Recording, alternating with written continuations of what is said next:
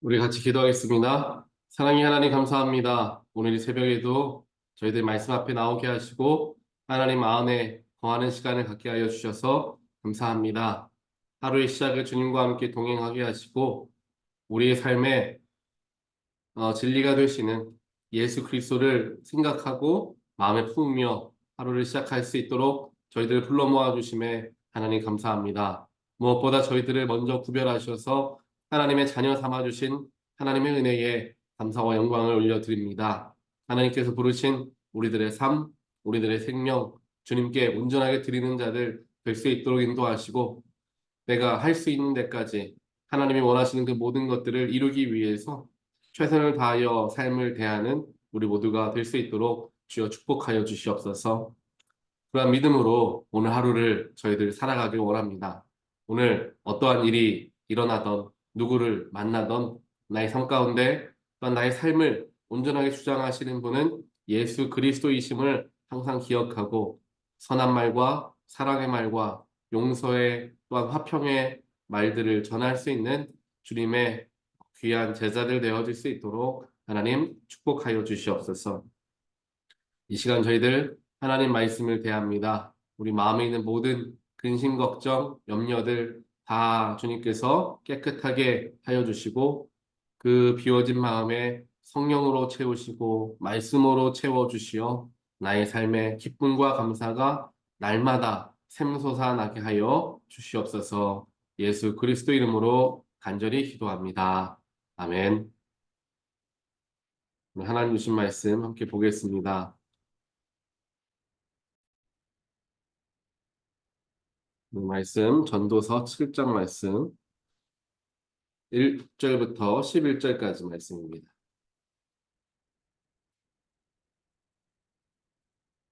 명예가 값비싼 향유보다 낫고 죽는 날이 태어나는 날보다 더 중요하다. 초상집에 가는 것이 잔치집에 가는 것보다 더 낫다. 살아있는 사람은 누구나 죽는다는 것을 명심하여야 한다. 슬픔이 웃음보다 나은 것은 얼굴을 어둡게 하는 근심이 마음에 유익하기 때문이다. 지혜로운 사람의 마음은 초상집에 가 있고 어리석은 사람의 마음은 잔치집에 가 있다. 지혜로운 사람의 책망을 듣는 것이 어리석은 사람의 노래를 듣는 것보다 더 낫다. 어리석은 사람의 웃음소리는 가마솥 밑에서 가시나무 타는 소리와 같다. 이 또한 헛되다. 탐욕은 지혜로운 사람들을 어리석게 만들고 뇌물은 지혜로운 사람의 마음을 병들게 한다. 일은 시작할 때보다 끝낼 때가 더 좋다. 마음은 자만할 때보다 참을 때가 더 낫다. 급하게 화내지 말아라. 분노는 어리석은 사람의 품에 머무르는 것이다. 옛날에 지금보다 더 좋은 까닭이 무엇이냐고 묻지 말아라. 이런 질문은 지혜롭지 못하다. 지혜는 유산을 받는 것만큼이나 좋은 것이니 이 세상에서 살면서 그 덕을 보기 때문이다. 아멘.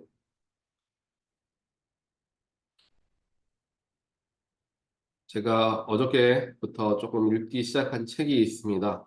이존 맥스웰이라는 사람이 쓴 거인들의 영적 모습, 영적인 자세를 의미하는 거인들의 인생 법칙이라는 책입니다.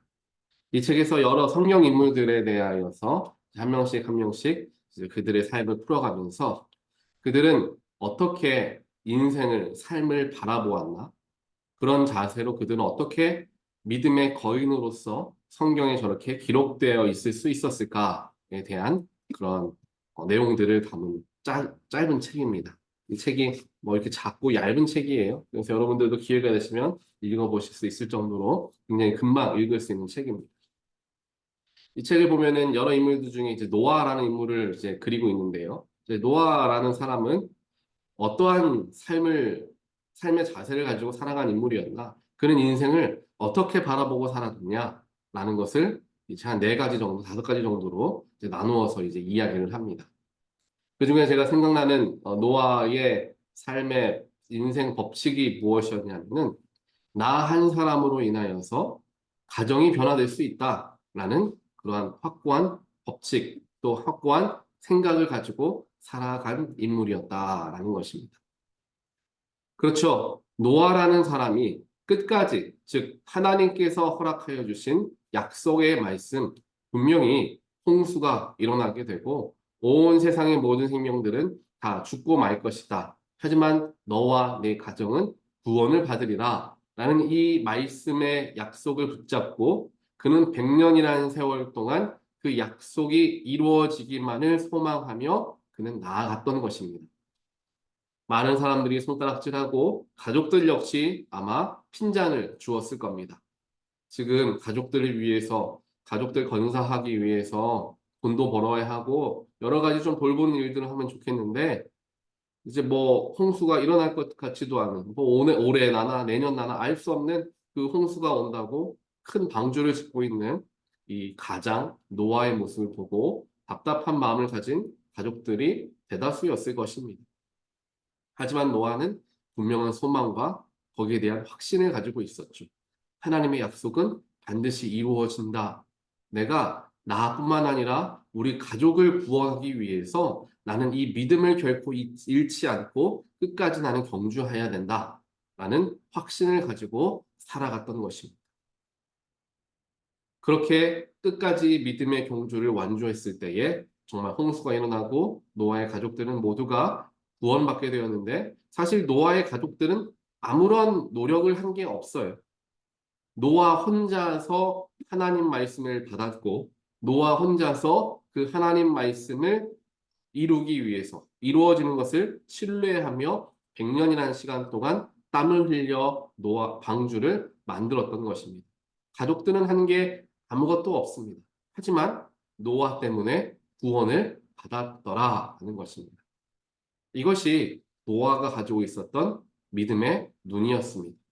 우리에게도 이러한 눈이 있게 되기를 간절히 소원합니다. 삶을 바라보고 또 우리 가족들을 바라보았을 때 믿음 생활을 열심히 하지 못하는 우리 자녀들 혹은 아직 하나님을 모르고 있는 자녀들도 있을 수 있겠죠. 가족들 중에서도 그런 가족들이 있겠죠. 그들이 어떻게 변화될 수 있을까? 그들을 어떻게 변화시킬 수 있을까? 라는 마음으로 우리가 여러 가지 근심을 할 때도 있습니다. 하지만 노아는 자신에게 맡겨진 가족들을 위해서 하나님께서 허락하여 주신 일을 최선을 다하여 감당했습니다. 가족들에게 그들을 설득하려고 너희들도 지금 당장 와서 지금 나랑 같이 방주를 만들자. 분명히 하나님의 뜻은 이루어질 것이다. 그들을 설득하고 설득해서 방주 만드는 자리에 끌고 오지 않았습니다. 그는 내가 열심으로 하나님을 섬기고 하나님의 맡겨진 사명들을 최선을 다하여 내가 감당할 때 분명히 하나님의 때가 이르렀을 때 우리 가족이 구원받게 될 날이 분명히 올 것이다 라는 확신을 가지고 그는 하나님께 나아갔고 하나님 앞에 열심으로 삶을 살아갔던 것입니다. 나 한 사람으로 우리 가족을 어떻게 다 구원하나 라는 마음 있을 수 있습니다. 당연히 안 되죠. 내가 혼자 가족 구원할 수 없습니다. 하지만 하나님이 나를 사용하시면 얼마든지 하실 수 있음을 우리가 기억할 때 우리가 해야 하는 것은 가족들에게 한마디 하고 그들을 설득하고 때론 타박하고 질책하면서 교회 나아가라 하나님 믿어라 라고 이야기하는 것보다 내가 하나님 앞에 바로 서고 하나님 맡겨주신 일들을 잘 감당하며 나아갈 때 하나님의 뜻이 분명하게 이루어지는 그때에 온 가족들이 구원받는 놀라운 일들이 일어나게 될 것이다 라는 것을 이 노아라는 사람을 통하여서 우리는 배우게 됩니다. 그 이후에도 여러 가지 법칙들이 인생 법칙들이 노아에게 있는데요. 마지막 5번째였던 것 같은데 5번째 인생 법칙은 무엇이었냐면은 하나님께 쓰임받는 사람에게 나이는 중요하지 않다 하는 거예요. 그 당시 노아라는 사람이 하나님의 말씀을 받았을 때가 600세의 나이였습니다. 굉장히 많은 나이가 많았던 때이죠. 물론 그 당시에는 더 이제 오래 살았던 때이긴 했지만요. 그래도 이제 인생의 이제 노년에 들어가는 그런 때였다라는 것이죠.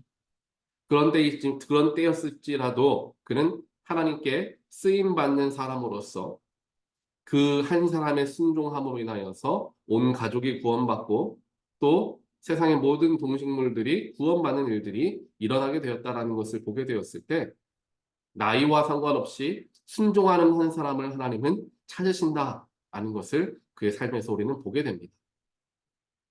이와 같이 우리는 삶을 살아갈 때 어떠한 법칙을 가지고 어떠한 가치관을 가지고 살아가느냐가 너무나 중요하죠. 이러한 확고한 가치관을 가지고 살아가는 사람과 그렇지 않은 사람과의 삶은 굉장히 다를 수밖에 없습니다. 무엇인가를 목표를 하고 그 목표를 이룰 때까지 최선을 다하여 나아가는 그 길을 아는 사람은 그 길을 걸어가는 와중에 충성을 다하고 최선을 다하며 그것들을 감당한다는 사실입니다. 하지만 그 목표가 분명하지 못하고 삶을 어떻게 살아가야 되는지 가치가 분명하지 못한다라고 한다면 때로는 이렇게 흔들리고 이때는 저렇게 이야기하고 저 때는 저렇게 이야기합니다. 굉장히 흔들림, 갈대와 같이 흔들리는 그러한 삶의 모습을 보일 수밖에 없다라는 것입니다. 우리가 요즘에 묵상하고 있는 전도서가 바로 그러한 영적인 삶의 가치관을 갖게 해주는 그런 말씀이다라는 것을 우리는 묵상하고 있습니다. 오늘 우리 함께 보는 전도서 7장에서도 삶을 살아가는 지혜에 어떤 것을 가치를 두고 살아가야 하는가를 전도자는 이야기합니다.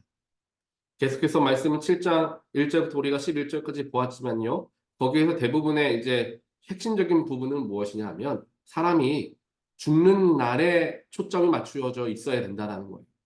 죽는 날, 즉 나의 장래, 내가 죽어서 하나님께 나아가는 그때에 우리의 초점이 맞추어져 있어야 한다는 것입니다.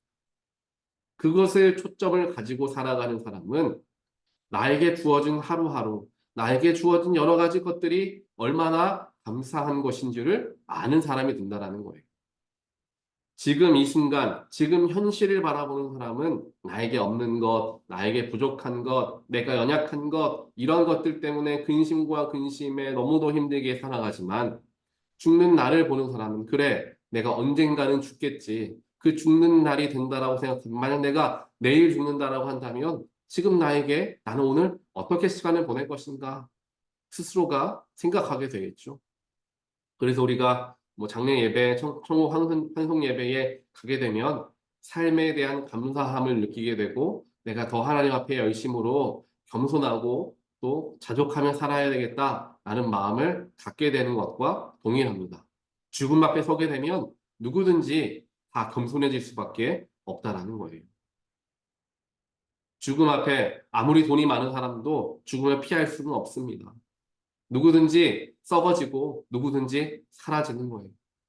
아무리 명예가 있고 많은 세상에서 많은 것을 누리고 있던 사람이라고 할지라도 죽음 앞에는 그 누구도 평등할 수밖에 없다라는 거죠. 그것을 생각했을 때 우리는 더 삶의 겸손함을 유익으로 여기며 살아갈 수 있음을 우리는 배우게 된다는 것입니다. 그래서 전도자는 이야기하죠. 초상집에 가는 것이 잔치집에 가는 것보다 낫다. 기쁘고 즐겁고 지금 이 순간 너무나 기쁘죠. 잔치집 가면은 다들 흥겹고 먹을 것이 넘치고 기쁩니다. 하지만 초상집에 가면 어떻습니까? 죽은 사람을 생각하며 애통하고 또 모두가 애곡하며 죽은 사람을 기립니다. 그리고 그 죽은 사람은 아무런 힘 없이 이제 관에 누워 있는 것을 보는 거죠. 초상집에 가는 것이 즉 애통하고 삶의 한계를 바라보는 그 순간에 머물러 사는 사람이 매일같이 흥청망청 기쁘게 마치 삶이 오랫동안 평생 영원히 지속될 것 같이 살아가는 사람보다 훨씬 더 낫다라는 것을 이야기하는 것이죠. 사랑하는 성도 여러분, 우리에게 이러한 삶의 가치관이 있게 되기를 주님의 이름으로 간절히 축원드립니다. 나의 삶의 부족함과 또한 여러 가지 없는 것들에 대한 염려가 있는 바로 그런 때를 보낸다면 죽음의 때를 다시 한번 생각해 보시기를 바랍니다. 오늘 그것이 전도자의 지혜이죠. 내가 이제 얼마 살지 않고 인생은 유한하기 때문에 결국 죽는 날이 올 텐데 그때까지도 아이고 내가 이거 못해서 아이고 내가 이거 했어야 되는데 이렇게 죽어가야 할까? 아니면은 남은 날 동안 내가 할 수 있는 선에서 최선을 다하며 하나님을 기쁘게 해드리고 또 내 주변에 있는 사람들을 행복하게 하는 일들에 내가 쓰임 받는다면 죽는 날, 내일 죽는다 하더라도 그래 내가 지난 날참 행복하게 열심히 살았다라는 마음들이 있을 거 아닙니까? 그리고 하나님 앞에 섰을 때 내가 오늘 죽고 나서 내일 하나님 앞에 섰을 때 하나님이 칭찬하는 그러한 사람으로서 우리가 천국에 들어가게 될 것을 기대하며 잠에 들지 않겠습니까? 하지만 순간에, 지금 이 순간에 너무나 우리의 초점이 맞추어져 있다 보면 그러한 겸손함을 잃어버리고 또 내가 마땅히 해야 할 것들을 잊어버린 채 살아가게 될 수밖에 없다는 것입니다. 그래서 우리의 삶을 하나님께서 기뻐하시는 삶을 살아가는 그런 모습으로 나아가는 그런 가치관을 갖고 살아가는 것이 바로 오늘 전도서 7장에서 나오는 이제 이야기들이 되어진다는 사실이죠. 그래서 우리가 진정으로 지혜로운 사람이 되어지기 위해서 4절과 5절에 나오죠. 지혜로운 사람의 마음은 초상집에 가 있다. 하지만 어리석은 사람의 마음은 잔치집에 가 있다. 지혜로운 사람은 이제 책망을 듣고 하는 것이 더 좋은 것을 알지만 어리석은 사람은 듣기 좋은 말만 들으려고 한다라는 것들을 쭉 이제 이야기를 하면서 지혜로운 사람으로 살아가기 위해서는 어디를 바라보고 살아가야 하는가, 어떠한 가치관을 가지고 살아가야 하는가에 대해서 분명하게 우리에게 말씀해주고 있습니다. 오늘 이 말씀을 우리가 잘 묵상하시고 기억하시면서 또 아까 잠깐 말씀드렸던 이 노아라는 사람의 모습을 기억하시면서 나 한 사람이 어떠한 가치관을 내가 가지고 살아가느냐에 따라서 내 주변이 달라질 수 있다. 나로 인하여서 다른 사람들에게까지 영향을 미칠 수가 있다라는 생각. 사랑하는 가족들에게 내가 영적인 분명한 가치관을 가지고 살 때 그들의 영향력을 미칠 수 있다는 믿음으로. 또한 나의 삶은 분명히 한계가 있는 유한한 삶이기에 주어진 하루하루에 감사함으로 살아가는 것이 중요하다라는 것을 우리가 생각하고 묵상하며 오늘 하루를 대해 보시기를 바랍니다. 분명하게 나에게 있는 작은 하나하나 감사한 마음들이 우리 가운데 들어오게 될 줄 믿습니다. 이 말씀 우리가 기억하시면서 주 앞으로 나아가서 오늘 하루도 주님 안에 감사가 넘치는 귀한 하루가 되시기를 주님의 이름으로 간절히 축원드립니다. 이렇게 기도하겠습니다. 사랑의 하나님 감사합니다. 오늘 말씀을 통하여서 삶을 대하는 우리의 시선을 어떻게 가져야 하는가, 지혜로운 자는 어떻게 살아가는가에 대하여서 우리에게 가르쳐 주셨습니다. 하나님 우리의 삶이 언제나 마지막 때에 맞추어져 있게 되기를 하나님 간절히 소원합니다. 현실에 아둥바둥하며 지금 없는 것과 지금 어려운 것에 불평하는 삶을 살아가기보다는 내 마지막 때에 분명히 그때가 이르게 될 텐데 그때를 생각하며 겸손하고 주어진 것에 감사할 수 있는 그런 귀한 삶들이 되어질 수 있도록 하나님께서 저희들을 축복하여 주시옵소서. 오늘 하루도 그러한 믿음을 가지고 살아가길 원합니다. 세상 사람들과 똑같은 곳에 살아가지만 그들과 다른 시선을 갖게 하시고 주어진 하루 속에서 정말 작은 것들 속에서 경탄을 할 수 있는 놀라운 능력도 허락하여 주시고 그 속에서 하나님 참 감사합니다. 하나님 참 놀랍습니다. 라고 주님을 찬양하는 우리의 삶이 될 수 있도록 하나님 오늘 하루 가운데 우리 가운데 역사하여 주시옵소서. 이 모든 말씀 예수 그리스도 이름으로 간절히 기도드리옵나이다. 아멘.